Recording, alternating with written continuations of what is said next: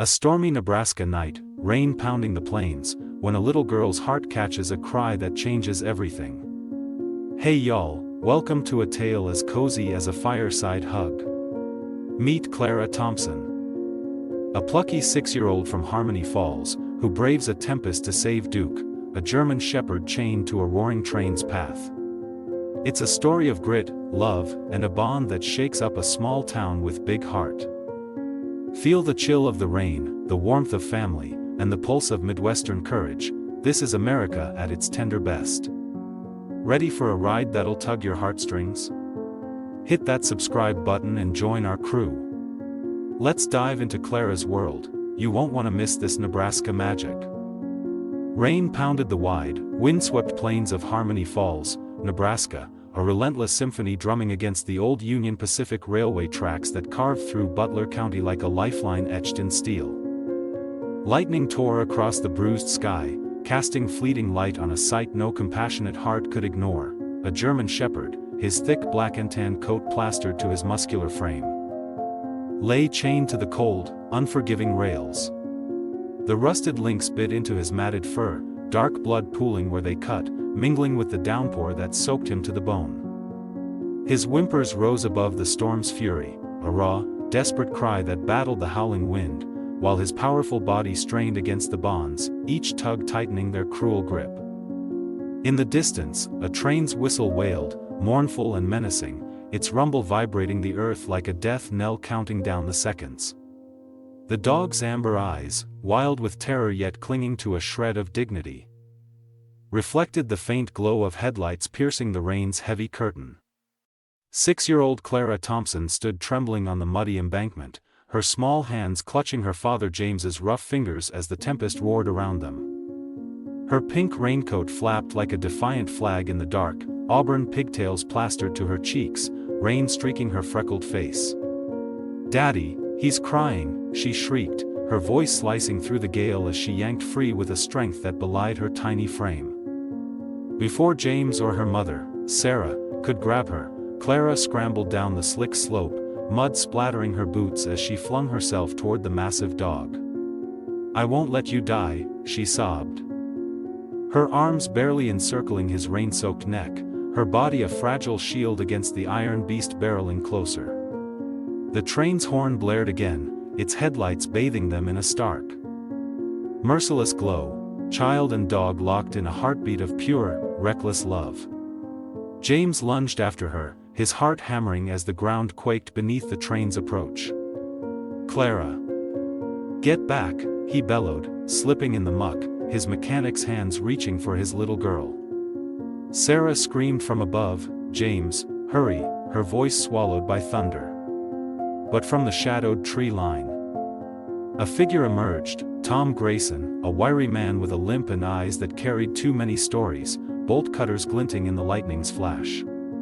With a swift, practiced snap, the chains gave way, and Tom's strong arms hauled Clara and the dog clear of the tracks just as the freight train thundered past, its wind whipping their hair and stealing their breath.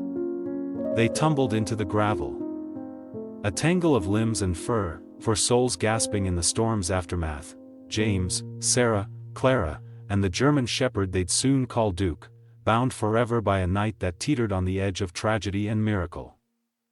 The rain softened to a drizzle as they lay there, hearts racing, the train's roar fading into the night. Clara clung to Duke, her sobs muffled in his wet fur, while James pulled her close, his voice thick with relief. "You're safe, baby girl, both of you." Sarah slid down to join them, her nurse's hands trembling as she touched Clara's muddy cheek, then Duke's heaving side. "He's hurt bad," she whispered, noting the blood seeping from his wounds. Tom knelt nearby, panting, his gray hair slicked back, his weathered face unreadable but soft with something like awe. "Kid's got guts," he muttered, meeting James's gaze. "And this dog, he's a fighter." They rose together, a makeshift family forged in the chaos, and trudged back to the Thompson farmhouse, Duke limping between them, Clara's small hand never leaving his side. Harmony Falls was a heartbeat of the Great Plains, a town where golden wheat fields swayed under endless skies and weathered barns stood like sentinels of a simpler time. The Union Pacific tracks stitched it to the world beyond, carrying grain to Omaha and dreams to places folks rarely saw. It was a close-knit place, neighbors waved from porches. Kids raced bikes down gravel lanes, and stories swapped over pie at Millie's diner were as much currency as cash. But the tracks held darker tales, of storms that turned crossings deadly. Of travelers lost to the night, whispered over coffee like ghost stories. The Thompsons' farmhouse sat at the town's edge, a white clapboard beauty with a wraparound porch that creaked with every breeze. Its windows glowing warm against the wild. Inside, it smelled of Sarah's cornbread and James's motor oil, a home stitched with love and laughter. James Thompson was a broad man. His sun-creased skin a map of hard days fixing engines at Miller's garage. His hands, stained with grease, turned gentle when he lifted Clara or carved wooden toys for her collection. Sarah, with her steady smile and chestnut hair tied back, was the county clinic's rock, her nurses' touch soothing fevers and fears alike. Clara, their only child, was a whirlwind of auburn curls and hazel eyes too deep for six. Since Grandpa Pete's sudden death a year ago, his heart giving out while tending the garden, she'd grown quieter, her chatter replaced by a sensitivity that seemed to hear the world's hidden aches. She'd perch by the window during storms, whispering to the rain as if it spoke back, her toy tractors and dolls forgotten. The therapist called it grief's shadow, but James and Sarah saw a gift, a little girl who felt the earth's pulse in ways they couldn't fathom. Duke's story began 4 years earlier, during the Platte River floods that swallowed half the county. As a gangly pup, he'd led rescuers to a family trapped in a crumbling farmhouse. Refusing to leave until all were safe, 5 souls pulled from the muddy jaws of death. His photo splashed across the Harmony Herald, a local hero with soulful amber eyes, but fame faded fast. Titan Security, a shadowy outfit cloaked as a protection firm, snatched him from the shelter overnight, turning his courage into a weapon. Trained to guard and intimidate, Duke became their prize, until he defied them. Refusing to harm a captive woman in a staged test, his empathy a rebellion they couldn't tolerate. They chained him to the tracks, a death sentence meant to erase their failure. Unaware that fate, and a little girl, had other plans. Tom Grayson lived on the fringes, a former Marine with a limp from a long-ago war and a heart scarred deeper still. 3 years back, leukemia stole his son, Ben, a blue-eyed boy who'd be Clara's age now, leaving Tom a ghost drifting through Harmony Falls. He'd found purpose tracking Titan's dark dealings, piecing together whispers of cruelty from barstools and backroads. In Duke, he saw Ben's spirit, unyielding, kind, and made a silent vow to free him. That stormy night, as thunder rattled the plains, Clara pressed her nose to the window, rain streaking the glass like tears. "Someone's hurting," she murmured, her toy tractor clattering to the floor. Sarah glanced up from her knitting, smiling softly.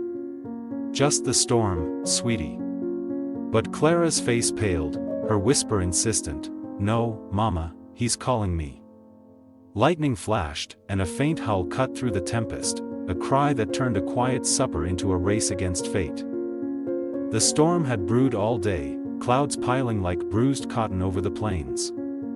James had come home late from the garage, grease under his nails, teasing Clara about her tractor parade across the rug. Sarah had set the table, her clinic shift leaving her weary but warm, the scent of potato soup filling the air. They'd laughed over Clara's tale of a crow stealing her sandwich at recess, her giggles a balm to the day's wear. But as dusk fell, the wind picked up, rattling the shutters, and Clara's laughter faded. She'd climbed onto the couch, peering out as rain began to tap the panes. "It's loud tonight," Sarah noted, joining her. James shrugged, sipping coffee. "Weather says it's a doozy." Then came the howl, soft at first, then piercing, and Clara's world shifted, her gift awakening to a call only she could hear. The storm battered the Thompson farmhouse, wind clawing at the walls like a restless beast, rain hammering the roof in a ceaseless roar. Clara's small hands pressed harder against the living room window, her breath fogging the glass as she strained to hear the cry she swore was real. "He's out there, Daddy," she said. Turning to James with hazel eyes wide and urgent, her voice trembling over the gale. "He's scared, he needs me." James set down his coffee mug, the warmth of supper fading as he met Sarah's worried gaze across the room. She'd abandoned her knitting, the half-finished scarf pooling on the couch. "It's just the wind, Clara Bug," he said, ruffling her curls with a forced smile, but the howl came again, sharp. Pained, unmistakable, a sound that sliced through the tempest and rooted them all in place. Sarah's hand flew to her chest, her nurse's instincts flaring. "That's no wind," she whispered, peering into the dark beyond the panes. The train whistle moaned in the distance, a low, mournful note that chilled the air, tightening the knot in James's gut. Clara darted to the front door, her small hands tugging at the knob with desperate fury, her pink boots already half on from earlier play. "We have to help him," she cried, her voice breaking with a sob that shook her tiny frame. James grabbed his raincoat from the hook, resolve hardening his sun-creased features as he knelt to her level. "I'll check the tracks, it's close. You stay with Mama, okay?" But Clara's determination flared, her chin jutting out as she yanked her raincoat over her shoulders. "I'm coming, Daddy, he's calling me." Sarah hurried to the kitchen drawer, pulling out the heavy flashlight they kept for power outages. Her own coat slipping on as she declared, "I'm not staying behind." Thunder crashed overhead, shaking the house, as James scooped Clara into his arms, her urgency infectious. "Stay close," he shouted over the wind's howl, wrenching the door open as rain blasted into the entryway, soaking the rug. They stepped into the deluge, boots sinking into the muddy yard, the cold rain stinging their faces like 1,000 tiny needles. James held Clara tight, her arms locked around his neck, while Sarah clutched the umbrella that buckled uselessly against the sideways gusts, the flashlight's beam cutting a shaky path through the dark. The tracks lay 100 yards beyond their fence, a gleaming ribbon of steel under the storm's wrath, and Clara's eyes never wavered, scanning the shadows as if guided by an invisible thread. "Hurry, Daddy," she urged, her voice barely audible over the tempest, but it drove him forward, his mechanic strength battling the muck. Sarah stumbled beside him, her nurse's calm warring with a mother's fear. The train's horn blaring again, closer now, a predator's growl in the night. The tracks loomed ahead, slick and treacherous, illuminated by a jagged flash of lightning that painted the scene in stark relief. Duke, chained and struggling, his whimpers a beacon in the chaos. The rusted links pinned him to the rails, blood seeping from gashes in his fur, his amber eyes flashing with terror and trust as he caught sight of Clara.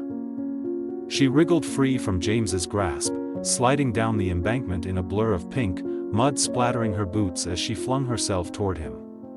"I'm here," she yelled, throwing her small body over his. Her arms barely circling his rain-soaked neck as she sobbed into his fur. The train's headlights bore down, a relentless glare that swallowed the distance, its horn a deafening scream. James and Sarah shouted in unison, racing after her, their voices lost to the storm, but Tom Grayson beat them to it, emerging from the tree line like a ghost, bolt cutters glinting in his hands. With a swift snap, the chains broke, and Tom's strong arms hauled Clara and Duke clear just as the freight train roared past, its wind whipping their hair and stealing their breath. They landed in a heap on the gravel, breathless and alive, the train's rumble fading into the night. Clara clung to Duke, her sobs muffled in his wet fur as she whispered, "You're okay now. I've got you." James pulled her close, his voice thick with relief as he pressed his forehead to hers. "You're safe, baby girl, both of you." Sarah slid down to join them, her nurse's hands trembling as she touched Clara's muddy cheek. Then Duke's heaving sighed, assessing the blood seeping from his wounds. "He's hurt bad," she said, her voice steady despite the fear in her eyes. Tom knelt nearby, panting, his gray hair slicked back. His weathered face softening with something like awe. "Kid's got guts," he muttered, meeting James's gaze. "And this dog, he's a fighter." The rain eased to a drizzle as they rose. A makeshift family forged in the chaos, and trudged back to the farmhouse, Duke limping between them, Clara's small hand resting on his back, her pink raincoat streaked with mud but glowing with purpose. Back at the farmhouse, the kitchen transformed into a sanctuary of warmth and worry. James spread a quilt across the oak table, a wedding gift from Sarah's mother, and Tom gently lifted Duke onto it, the dog trembling as his massive body settled. Sarah fetched the first aid kit from the bathroom, her hands moving with practiced calm as she handed Tom antiseptic, towels, and a bottle of peroxide. "He needs meds," Tom muttered, his voice gruff but steady as he cleaned the deep gashes where the chains had bitten into Duke's flesh, revealing ugly lacerations matted with mud and blood. "Infection setting in, look at this swelling." Sarah nodded, her nurse's training kicking in as she dabbed at a wound on Duke's neck. "Will he pull through?" she asked, keeping her tone even for Clara's sake. Tom's jaw tightened, but he gave a curt nod. "He's a fighter, tougher than most I've seen. Clara's got a magic touch with him." Clara sat on a chair pulled close, her muddy boots dangling as she stroked Duke's head. Whispering, "You're brave, Duke. I heard you calling me." His amber eyes followed her every move, softening with a trust that melted the room's edges, his breathing easing under her touch. James stood by the sink, gripping the counter as the night's adrenaline drained away, replaced by a heavy truth that settled like lead in his chest. "Titan did this," he said. His voice low, barely above the drip of the faucet. "I worked their books 2 years back, quit when I saw the numbers didn't add up." Tom paused, his hands stilling over Duke's wounds as he met James's gaze. "You knew them?" James nodded, shame flickering in his hazel eyes. "Just the finances, never the dogs. But I knew something was rotten, offshore accounts, payments that didn't make sense." Sarah's eyes widened, her hands freezing mid-motion with a towel. "You never told me." James looked at Duke, bleeding on their table, a living testament to the shadows he'd ignored. "I thought I'd left it behind, took a job at Miller's to keep us clean. Guess I didn't run far enough." Tom's voice hardened, his marine edge cutting through. "Titan doesn't let go, they'll come for him. This wasn't random, it's a message." Headlights swept the kitchen window, a black SUV rolling slowly into their drive, its engine a low growl against the fading storm. "They're here," Tom said, grabbing the first aid kit with one hand, his other reaching for the knife on his belt. "Basement, now. We've got no time." The Thompsons' home was a tapestry of their lives, scuffed wooden floors from Clara's toddling days. Walls adorned with her crayon masterpieces of tractors and sunflowers, and a shelf of family photos capturing summers at the creek and winters by the hearth. James had grown up here, inheriting it from Pete, who'd taught him to wrench engines and read the sky for storms. Sarah brought her own light, her clinic tales of stitched knees and flu shots weaving into supper chatter. Her cornbread a ritual that bound them. Clara was their sunbeam, a whirlwind who'd once chased fireflies barefoot across the yard, her laughter echoing to the barn. But Pete's death had dimmed her spark, tuning her to whispers others missed, a sensitivity that now pulsed with Duke's cry, pulling her into the night. Duke's past was a shadow cast long before the tracks, flood hero turned guard dog. His courage molded by Titan into a tool of fear. 4 years ago, the Platte River had raged, swallowing homes and hope, and Duke, barely a year old, had barked through the chaos, leading rescuers to a family of 5 pinned by debris. The Harmony Herald dubbed him Platte's protector, but Titan saw profit, not valor, snatching him from the shelter with a fat check and a lie about training him for good. His defiance, refusing to harm a captive woman in a brutal test, had landed him chained to die, a loose end they meant to erase. Tom had tracked him for months, piecing Titan's cruelty from barroom rumors and stolen files. His own grief finding echo in Duke's amber eyes. That night, as rain lashed Harmony Falls, Clara's gift blazed, a cry only she heard, a bond that defied the storm's wrath. The family plunged into the tempest. Unaware, Tom watched from the woods, his mission converging with theirs in a collision of fate. As they huddled in the basement, Duke's head resting in Clara's lap, headlights glared through the cracks, danger closing in on a night already thick with miracles. The storm had stripped away their quiet life, revealing shadows James had buried, fears Sarah had ignored, and a courage in Clara that shone brighter than the lightning above.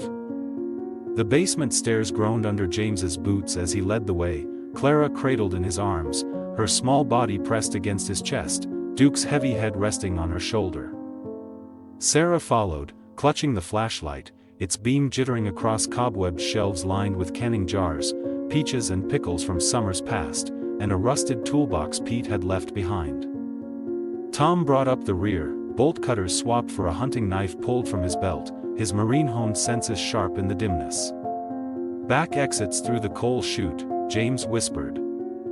Nodding to a rusted hatch in the corner, its hinges squeaking faintly as he shifted Clara's weight. A sharp knock rattled the house above, polite at first, then insistent, a fist against the frame. "Mr. Thompson, we need to talk," a voice called, smooth and cold, laced with a menace that prickled the air. Clara's hazel eyes met Duke's amber ones, wide with recognition. "Bad men," she murmured, and Duke growled low, a rumble deep in his chest despite the pain racking his frame. James hesitated, his mechanic's hands tightening around Clara as he met Sarah's pleading gaze. "I'll stall, get Duke out," he said, resolve firming his voice. Sarah gripped his arm, her nurse's calm fracturing. "No, James, we stay together." The doorbell chimed again. A cheerful note drowned by a thud against the wood, the sound of impatience turning to threat. Tom shook his head, his gray eyes hard. "They'll kill us all if they see him, I know Titan's playbook. Move now, or we're done." Reluctantly, James nodded, setting Clara down and shoving the chute open, rain dripping through the gap like tears. Tom lifted Duke, wincing at the dog's pained whimper, and passed him to Sarah, who'd climbed out into the muddy yard. Clara scrambled after, her pink raincoat snagging on the edge, then James, with Tom last, pulling the hatch shut as boots echoed overhead. The intruders breaching the sanctity of their home. They slipped into the night, mud sucking at their boots, the storm's drizzle a soft shroud as they darted for the tree line. Tom's old Ford pickup waited hidden among the pines, its faded green paint blending with the shadows. James slid Clara into the back seat, Duke's bulk settling beside her, his head in her lap as she stroked his ears.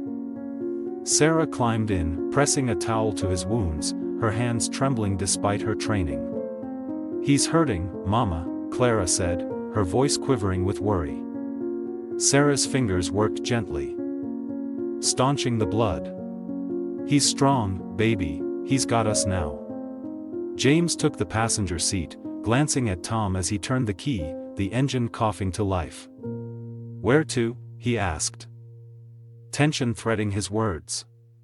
Tom's eyes flicked to the rearview, scanning for pursuit. "My place, off-grid, 10 miles out. Titan won't know it." Sarah flinched, guilt shadowing her face. She'd texted her cousin Mark, a Titan lackey, their address in a panicked bid to shield Clara from worse. Her phone buzzed silently in her pocket, a venomous reply glowing unread. "You've crossed us, Sarah, next time." It's the girl. The damage was done, and she bore its weight alone. The Ford rattled down a winding dirt road, rain easing to a mist as Harmony Falls faded into the dark. Clara nestled between Sarah and Duke, her small hand tracing his ears, whispering, "You're home now, Duke." Sarah pressed harder on the towel, her nurse's calm fraying as blood soaked through, her voice a murmur. "Hang on. Big guy, we'll fix you up." James watched the road, his knuckles white on the door handle, then turned to Tom. "How'd you know where he was?" Tom's jaw tightened, his limp more pronounced as he shifted gears. "Been tracking Titan 6 months, heard they dumped a failed asset tonight.